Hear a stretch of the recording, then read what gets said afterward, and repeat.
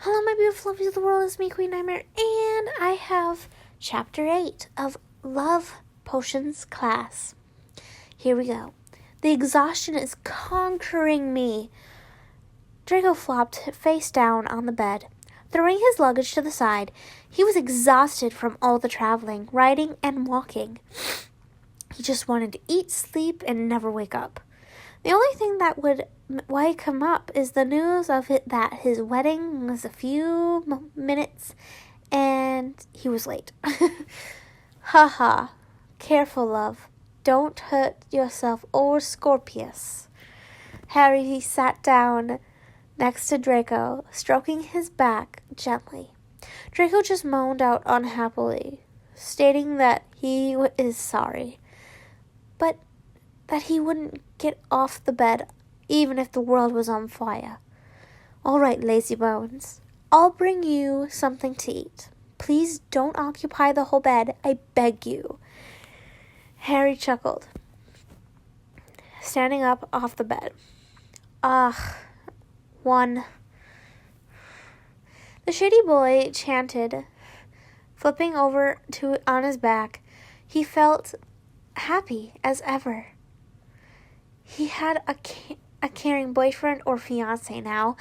They now knew the child was going to be a blonde, green-eyed, pale-skinned boy. He would have Harry's beautiful natural emerald eyes, Harry's hair and skin color. They all together thought of the name Scorpius Lucius James Potter Malfoy. That's a rather long name, but everything about it is beautiful. They got that information from a spell that Parvati cast, which told about the looks, gender, and how long Draco was into his pregnancy. Turned out he was already 3 months far. Harry returned to their room with a slice of hot meat pie, a glass of pumpkin juice on a tray. He set it down on the bedside and sat down on the bed next to Draco. Baby, I know you're not sleeping. I have already learned to tell the difference between your real and fake sleep. Come on, I brought you some food. Draco turned on his side to face Harry, beaming with happiness. He put his hand on top of Harry's, finding his words. What is it, honey? He had his first kick. Draco put his hand on his stomach, which was already showing quite a bit. It was already easy to tell the difference between fat and pregnancy, as during pregnancy the stomach stands out, but with fat the stomach hangs low in slumps.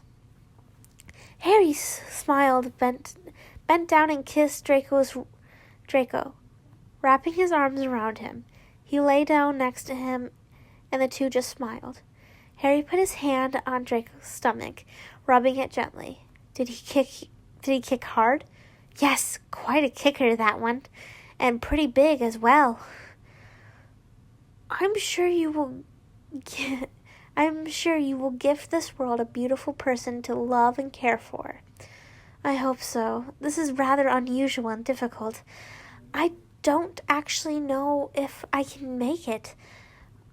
Of course you can.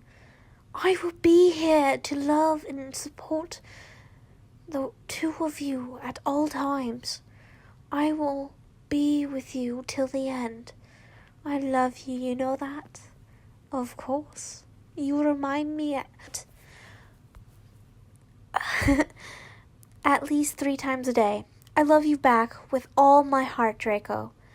The two smiled at each other for a while, both extremely happy with all outcomes of life. Then Draco finally sat up and ate the food. Harry brought them. Nice. Where'd you get it? Down the street, at the takeaway restaurant.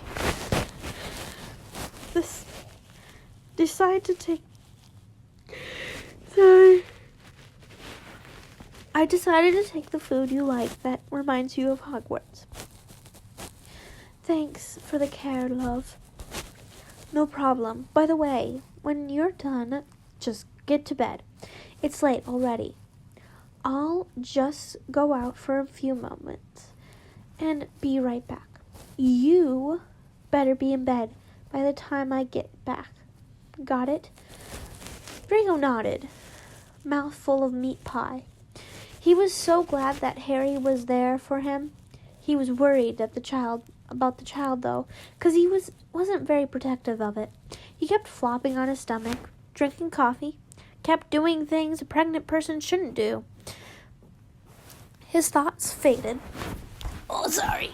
I had to change my position. Okay. Faded. As he finished his food, set the empty plate and glass on the tray by the bedside table, and started dozing off to sleep. He climbed over the covers, turned the light off, let the sleep take over his mind. In the dream, he woke up in the hospital wing. He felt very heavy. His vision was blurry. Madame Pomfrey stood before him with a newborn baby in her arms. She was hitting it with the Crucio spell. And crap. Sorry, let me go back to it. Because I read this 3 times and it hasn't recorded. So I'm so mad. Okay, the room was filled with tiny yells and cries of pain, seeking for help. Draco found a card next to his desk. It was black and dark, with a dark red rose that was bloody next to it. He opened the card and read it. The baby's becoming a background. Hey, Draco, I'm sorry. We are breaking up. I take the proposal back. You are not worth my attention. This is why I got you this black card. It's black like your useless, stubborn, and dark soul. I hate you with all my heart. Believe me, I know that you are on the verge of giving birth now. So I commanded the order to torture the child until it dies. I do not need it, and I don't need you. You can put the rose on its grave with all my hate. Harry, I hope you die. Draco looked at the child that was being tortured and his deflated stomach. Harry was nowhere around. He flamed up, trying to reach for the child, but could not. Some kind of unknown force was holding him back, and he could not move any more. He was forced to watch until the little figure stopped squirming and was thrown silently down on the ground. All color fled from his face, so he actually thought for a brief moment that this was real. He lost all hope and closed his eyes, screaming his lungs out. Then, when his throat was sore, he shot right upright and awake. Harry was holding him, a big, bloody gash stretching from his ear to his bottom lip. Blood was seeping from it, and it looked like it hurt a lot. Harry's hair was dark purple, his eyes lightning gold evoke. He held Draco tight in his hands, looking him in the eyes. Draco, please calm down. Please, I'm here for you. I'm here, babe. The baby. What about it? My dream. They killed him. What? You killed him. What? Draco, I would never. I love you and Scorpius. You commanded the order to kill him. You broke up with me. You tortured me. You made me watch him die. Draco broke out into hysterically crying, trying to get out of Harry's hold entirely. He was hiccuping, sniffing, and crying loud, the vision of his nightmare still dancing before him. Oh, Merlin, Draco, how Why? What? I am so sorry for what you saw in the nightmare, Draco. I would never. I love you both. Do you hear me? I will be there for you, honey. Draco cried into Harry's neck for 30 minutes, wrapping his arms around the DJ boy tightly. The visions were fading away as he came back to reality. He kissed Harry many times, receiving kisses too. He felt weak, tortured, and scared.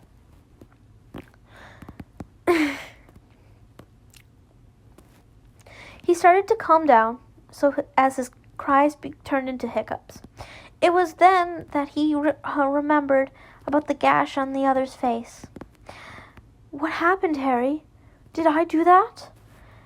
Draco put a silky smooth hand on Harry's cheek, gently, barely touching the wound. Harry winced at the touch, which made Draco pull away. Yeah, you were struggling and fighting me. You were screaming your lungs out. I could even hear you from downstairs. You cut me with your nails, but it doesn't matter. You have such a horrible thing that you saw. I shouldn't have left your side. Draco, everything is going to be okay. I love you. I'm sorry, was all Draco could say, with his sore throat, before cuddling up into Draco's embrace and falling asleep. Okay, guys, I have to stop it here. But thank you guys for watching. Subscribe if you haven't subscribed yet. Let me down below what you want to see next. Well, be happy and be healthy and always be loving. Bye! Like a Hellcat.